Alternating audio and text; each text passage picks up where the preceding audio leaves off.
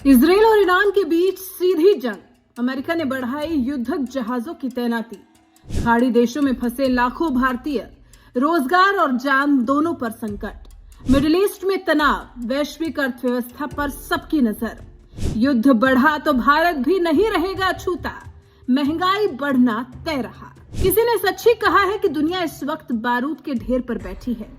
Israel, America और Iran, ये तीन नाम इस समय एक ऐसे महायुद्ध की आहट दे रहे हैं जो पूरी दुनिया का नक्शा बदल सकता है। दुनिया इस वक्त इतिहास के सबसे खतरनाक मोड़ पर खड़ी है। ईरान से आ रही खबरें पूरी दुनिया को सन्न कर दे रही हैं। ईरान के सर्वोच्च नेता अयातुल्ला अली खामनेई की मौत हो गई है।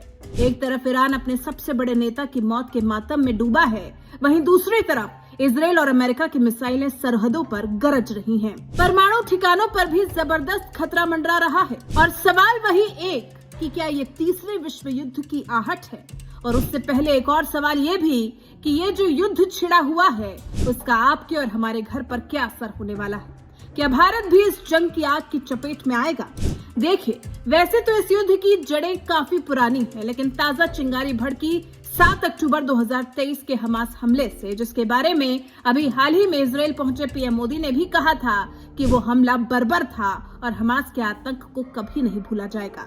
हालांकि उसके बाद इजरायल ने भी गाजा और लेबनान में जवाबी कार्रवाई की थी। ईरान हमास और हिजबुल्लाह जैसे समूहों का समर्थन करता है, जिन्हें इजरायल अपना अस्तित्व मिटाने वाला दुश्मन मानता है। जब इजरायल ने सीरिया में ईरानी दूतावास पर हमला किया तो ईरान ने पहले सीधे इजरायल पर मिसाइलें दागी। फिर इजरायल को डर ये भी है कि ईरान परमाणु बम बना रहा है, जिसे रोकने के लिए वो किसी भी हद तक जा सकता है। अमेरिका यहाँ इजरायल के सुरक्षा कवच के रूप में खड़ा है। अब क्योंकि ये युद्ध मजबूत देशों के बीच में है, जिसमें सुपर पावर खुद भी इन्वॉल्व है, तो अंदाजा लगाया जा रहा है कि ये युद्ध लंबा खिंच सकता है। वैसे इस युद्ध के लंबा खिंचने के कारण और भी हैं। हिजबुल्लाह और हमास जैसे संगठन गुरिल्ला वॉर लड़ रहे हैं, जो कई साल खिंच सकता है।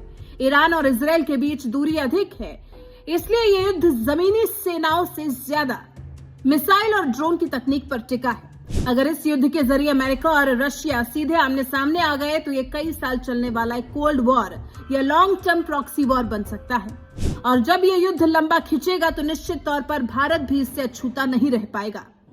भारत पर इस युद्ध का क्या असर होगा? भारत अपनी जरूरत का 80% तेल आयात करता है। मिडिल ईस्ट में तनाव मतलब है पेट्रोल और डीजल के दाम आसमान छूना। इससे महंगाई बेकाबू हो जाएगी।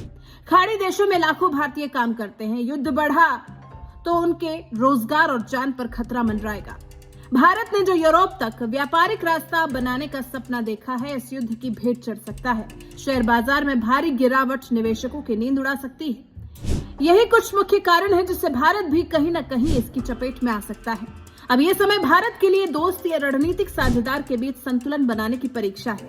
भारत शांति का पक्षधर रहा है। भारत मानता है कि युद्ध चाहे किसी के भी बीच में हो, लेकिन हार मानवता की ही होती है। वहीं भारत और इजरायल के बीच में रक्षा और तकनीक का गहरा रिश्ता है। आतंकवाद के मुद्दे पर भारत हमेशा इजरायल के साथ खड़ा दिखता है, लेकिन भारत ईरान को छोड़ भी नहीं सकता। ईरान में मौजूद चाबहार पोर्ट भारत के लिए मध्य एशिया का दरवाजा है। अगर ईरान से रिश्ते बिगड़े तो अफगानिस्तान और रूस तक पहुंचने का रास्ता भी भारत के लिए बंद हो जाएगा, जो भारत कभी नहीं चाहेगा। इसके अलावा भारत के लाखों नागरिक सऊदी अरब और यूएई में रहते हैं। मोदी सरकार ने इन देशों में ऐसे रिश्ते बनाए हैं कि आज अरब देश भारत की सलाह का सम्मान करते हैं।